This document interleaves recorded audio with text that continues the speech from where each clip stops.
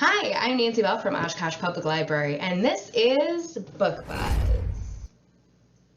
where I'll take one book that's recently been getting a lot of buzz on bestsellers lists, review sites, or social media. I'll break it down into definable elements, and then I'll suggest 3 books that have similar themes, writing styles, characters, and overall general vibes. So this month, being October, I really wanted to talk about horror. And, who's been popping up all over the place recently is Riley Sager. So Riley Sager has become a big name in horror and psychological suspense novels in the last decade, and this is his newest book that just came out on June 21st. I'm talking about The House Across the Lake by Riley Sager. So in this book, actress Casey Fletcher goes into an alcoholic spiral after the death of her husband, which causes her to be fired from a Broadway play. The paparazzi document her alcoholism, as they're known to do, and Casey is shipped off to the family's lake house in Vermont in an attempt by her famous mother to get Casey time out of the limelight to address her substance abuse. But Casey unfortunately struggles just as much in Vermont. She really spends her time drinking bourbon and watching this married couple who lives across the lake through a pair of binoculars. But one day, luckily, Casey is watching through her binoculars and sees Catherine drowning, and she's able to save her. And so this shocking encounter brings them together in a tentative friendship. And the closer the women get, the more Casey realizes that this perfect married couple she watched through her binoculars is not at all true. And then Catherine vanishes, and Casey becomes obsessed with revealing truth at any cost. So let's be real, it sounds super creepy. There's unsettling events, the characters themselves possibly, and then there's like hints of a haunted lake that are really creating this creepy tone throughout the backdrop of the book, which really is building into psychological suspense. We've got like this internal fear as opposed to outright gore and murder happening.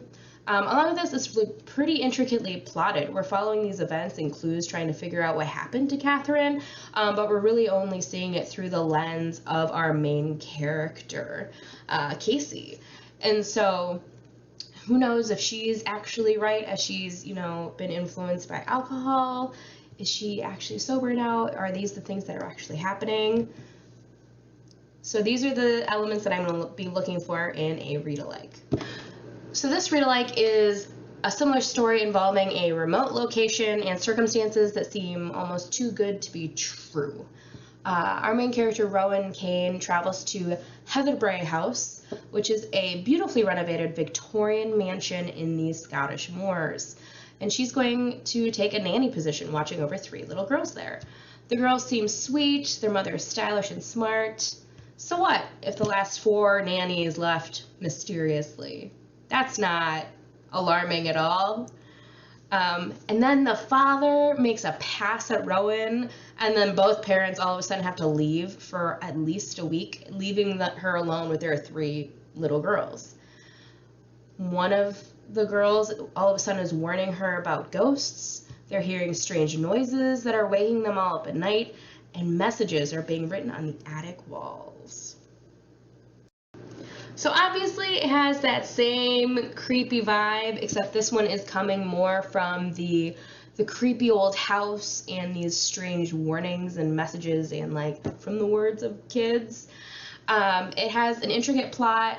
It's actually also really interesting. So the book is told in an epistolary format. The entire story is told in the form of a letter from Rowan to her lawyer as she's imprisoned for murder. So that's a little bit of a spoiler, but it's immediately given to you in the book.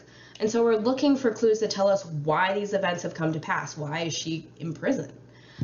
Like I said, it's really creepy. It's the atmosphere itself. Because of the remote location out in the Scottish moors, how the house across the lake is set in like this remote location of Vermont. But the gothic feeling and tone from this luxurious Victorian house and the hidden darkness behind every corner is the thing really giving us these creepy, crawly vibes. And again, it's psychological suspense. We're not seeing anybody like, being straight up murdered in this book or anything. It's very much more an intellectual sort of fear. And so for those reasons, I think it's a solid read-alike option. Okay, so if you're not necessarily a fan of the foreboding setting, maybe you want it more focused on menacing characters instead, then I have a read-alike for you. This is 7 Lies by Elizabeth Kay. So Jane and Marnie have been best friends for what seems like forever, and they're complete, total opposites of each other. And then Marnie goes ahead and marries Charles and ruins everything. At least that's what Jane thinks. But Jane tells Marnie that she thinks the two of them are good together. And that's the first of the 7 lies. Chapter 1 actually ends with Jane confessing, "If I had been honest, if I had sacrificed our love for theirs, then Charles would almost certainly still be alive." I don't want to go too much more into Jane's obsessive friendship with Marnie because spoilers, but this one lie spirals into tragedy, all told from Jane's sociopathic, crazy, unreliable point of view. So let's talk a little bit about these elements that I think make it a good match. So it is a first-person narrative. You again have a narrator who may or may not be reliable. In the Riley Sager case, maybe she's being influenced by a substance. In this case, her own psyche is very not of like a normal point of view. It's really intricately plotted for that reason, where really it kind of jumps around in the narrative, similar to someone who would be experiencing some kind of mental illness. And it's that character herself who believes that she's righteous and that she's doing the right thing for her own friendship that really creates this creepy, menacing tone with someone who's just a little bit unhinged. But because of that, we really want to know what the heck happened to Charles and what's going to happen to Marnie. And so you're really compelled to keep reading her story. And so for all of those reasons, I think it's a solid read-alike if you liked Riley Sager's The House Across the Lake.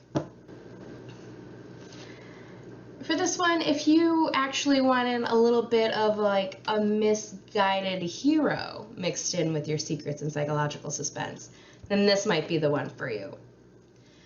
You know, if you happen to hear a dangerous secret, would you get involved? You know, that's always been Juno Holland's problem.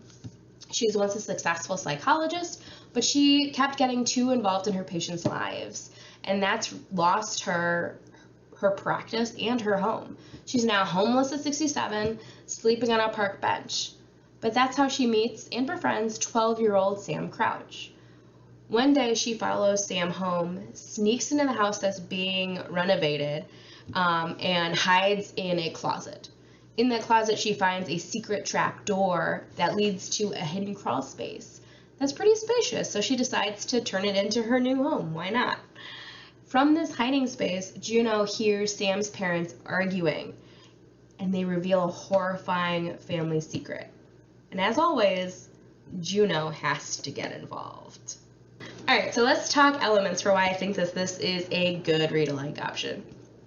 All right, first up, it does have that like reverberating theme of too good to be true. You know, Casey really thought that that was the perfect married couple who had it all together, and Juno sneaks into this house of these lovely people thinking that they also have it all together. At least they have a home, am I right? Like, it can't be all bad.